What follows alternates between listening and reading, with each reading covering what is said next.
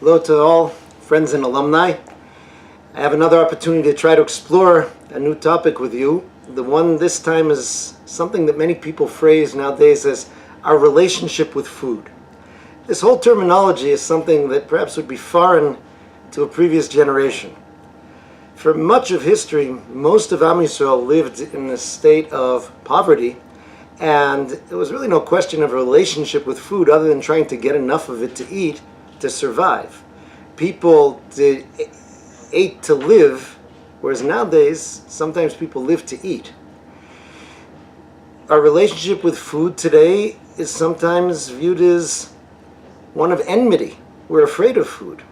There is so much food, and it's packaged and designed in so many ways that a person can literally eat himself to death, and many people do.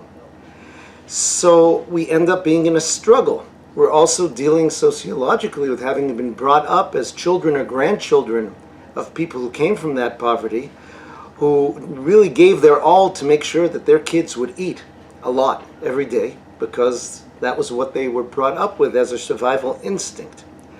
Along with that, we face the fact that eating is a very physical action, a very pleasurable action. And is it something that is a test to our spirituality? Is it something that brings us down spiritually?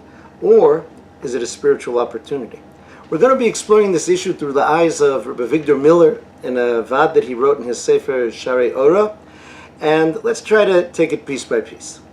The Torah in a few places describes a reward state for the Jewish people when they follow the way of the Torah, and it says, "Ve'achalta v'savata."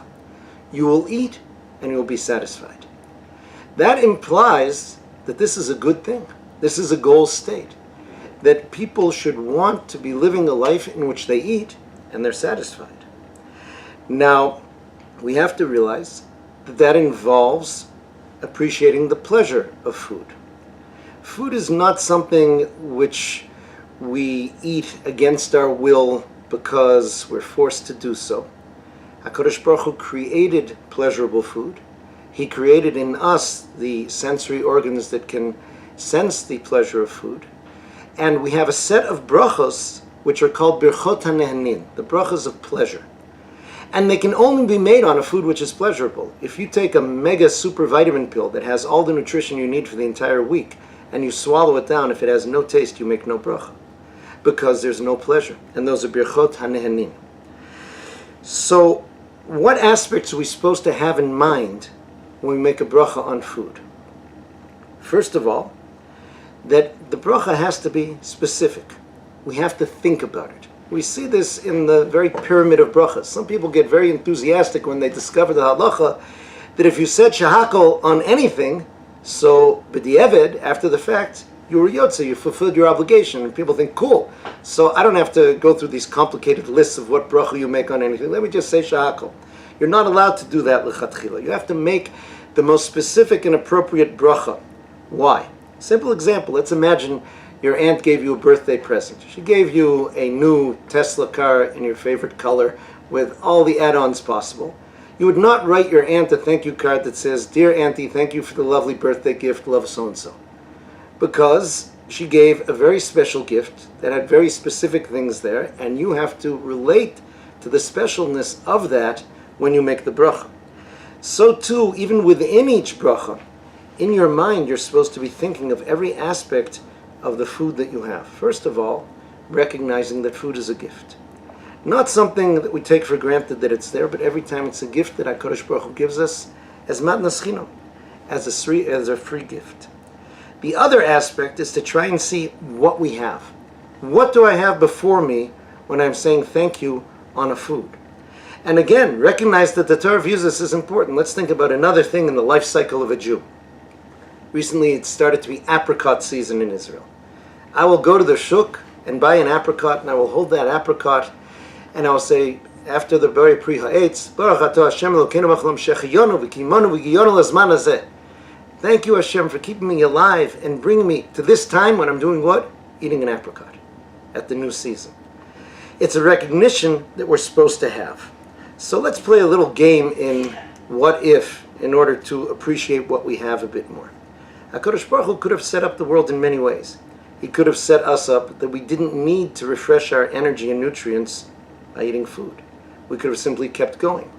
If we did need food, he could have created the world in which food was simply a tasteless gray pill that grew on trees that we would pick and swallow down each day.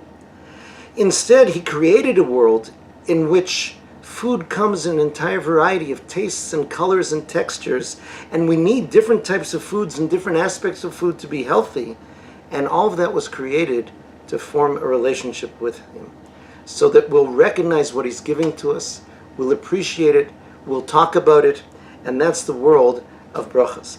I had a very powerful example of what we need to appreciate once when I had a discussion with a woman who had no sense of taste.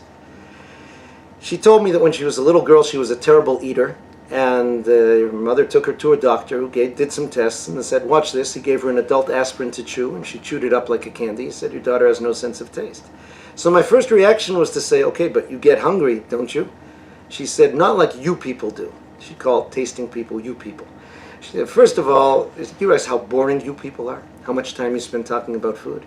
She says, hungry for me means when I forget to eat, which is often, because eating is a pain in the neck, I start to get a bit headachy or feel dizzy, and I realize, oh, I have to stop my day and chew up some substances and swallow them down.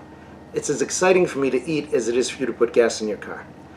So there I realized what Rabbi Miller was saying. Realize what you have in that combination of tastes and textures and colors and smells that you're given with every single food, and put that into the bracha. That's the first step of Hakaras HaTov that's meant to be there in our relationship with food.